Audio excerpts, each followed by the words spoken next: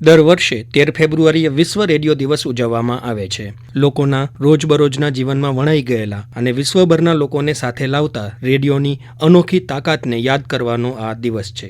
સરહદી કચ્છ જિલ્લાની વાત કરીએ તો ઇન્ટરનેટના યુગમાં આજે પણ આકાશવાણીના સમાચારો ગ્રામ્ય ક્ષેત્રના લોકો માટે સચોટ અને વિશ્વસનીય માહિતી મેળવવાનું શક્તિશાળી માધ્યમ બની રહ્યા છે. ભારત પાકિસ્તાન યુદ્ધ હોય કે કુદરતી આફતો જેવી કે વાવાઝોડું, ધરતીકંપ, અતિવૃષ્ટિના સંકટ સમયે આકાશવાણીની ભૂમિકા નોંધનીય રહી છે. ખાસ કરીને કંડલા વાવાઝોડું અને ભૂકંપ વખતે આકાશવાણીએ ચાવીરૂપ ભૂમિકા ભજવી હતી. આકાશવાણીના નિવૃત્ત સમાચાર વાચક અને 2001ના વિનાશક ભૂકંપ વખતે આકાશવાણી ભુજ ખાતે કાર્યરત રહેલા ચંદ્રવદન પટણીએ તે વખતની આકાશવાણીની કામગીરીને બહુજન હિતાય, બહુજન સુખાયના સૂત્રની પ્રત્યક્ષ અનુભૂતિ સમાન ગણાવી. 21મી સદીનો પ્રથમ પ્રજાસત્તાક દિન અને એ જ દિવસે આવેલ ભીષણ ભૂકંપ અને વેરાયેલા વ્યાપક વિનાશની કાળમી સ્મૃતિને આજે ફરી તાજી કરવી છે. આકાશવાણીના 4.5 દાયકામાં આવી વિનાશક આપત્તિનો પ્રતિકાર કરવાની ઘડી પ્રથમવાર આવી હતી. કચ્છમાં તે સમયે જિલ્લા કક્ષાનો ધ્વજવંદનનો મુખ્ય સમારોહ ભુજના પોલીસ પરેડ મેદાન પર યોજાયો હતો. પરેડ મેદાન પર તે સમયે અમારા સંવાદદાતા યોગેશભાઈ પંડ્યા અને મારા સાથીદાર માનસિંહભાઈ પંડા રેકોર્ડિંગ માટે હાજર હતા. તેઓ તરત ભૂકંપ થતા રેડિયો સ્ટેશન પહોંચ્યા અને કલેક્ટરનો સંપર્ક કરી ભીષણ ભૂકંપની પ્રથમ જાણ કરતું બુલેટિન ભૂકંપના 1.5 કલાકમાં જ પ્રસારિત કર્યું. પંડાભાઈએ તો તે પછી અનેક બુલેટિન પ્રસારિત કરી રાજ્ય સ્તરે તેની જાણ કરી. ભૂકંપના ચાલુ આંચકા વચ્ચે અમે સતત પ્રવૃત્ત રહ્યા. કચ્છમાં ભીષણ ભૂકંપ દરમિયાન અમે સરકારે જે કામગીરી કરી એમાં અમારો ફાળો પણ અમે મુખ્ય હતો એમ હું ગૌરવપૂર્વક કહી શક્યો. ભીષણ ભૂકંપ દરમિયાન વિખોપતા પડેલા પરિવારજનોની ભાર મેળવવામાં આકાશવાણી ભુજનું પ્રદાન અદ્વિતીય ઘટના કહી શકાય. એ દ્વારા આકાશવાણીએ બહુજન હિતાય બહુજન સુખાયનું સૂત્ર જાણે કે ચરિતાર્થ કર્યું. લોકોનો એકબીજા સાથે સંપર્ક કપાઈ ગયો હતો, વીજ પુરવઠો ખોરવાઈ ગયો હતો.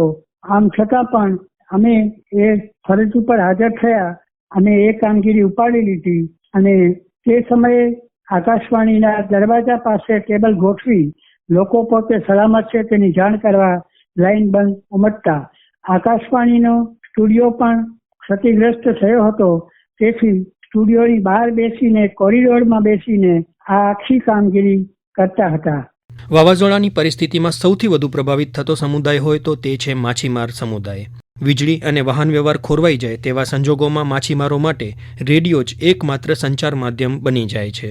છેલ્લા 3 દાયકાઓમાં આવેલા વિવિધ વાવાઝોડાની વાત કરીએ તો વહીવટીતંત્ર અને માછીમારો વચ્ચે સેતુની ભૂમિકા આકાશવાણીએ ભજવી છે. રાષ્ટ્રીય માછીમારી ફોરમના ઉપાધ્યક્ષ ઉસ્માન ગની શેરસિયાએ આ અંગે વધુ માહિતી આપી હતી.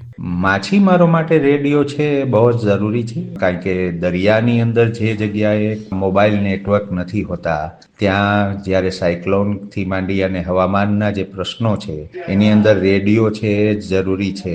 અને રેડિયા ઉપરથી જે માહિતી આવતી હોય છે તે માહિતીના કારણે જ માછીમારો છે દરિયાની અંદર પોતાને ખબર હોય કે ભાઈ દરિયાની અંદર શું થઈ રહ્યું છે તે. કચ્છના ખાસ કરીને માછીમારો છે એમનું જોઈએ કે પાકિસ્તાન તરફ જે નજદીકમાં જે બોર્ડર એરિયા પર જતા હોય છે માછીમારો ફિશિંગ કરવા માટે, જે ગુજરાતના માછીમારો, એને પણ કારણ કે ત્યાં મોબાઈલ કવરેજ નથી હોતું ત્યારે રેડિયો સિવાય કોઈ બીજો એમની પાસે સાધન નથી કે જે સંદેશા વિહાર એમને મળી શકે. બોટની ફેસિલિટી અને બીજા જે મોબાઈલ સાધનોના યુઝ ચાલુ થયા છે તેમાં હવે બધા લોકો એન્ડ્રોઈડ ફોન પર આવી રહ્યા છે ત્યારે માછીમારોને કઈ જગ્યાએ માછીમારી છે એ પણ રેડિયો દ્વારા પ્રકાશિત થવું જોઈએ.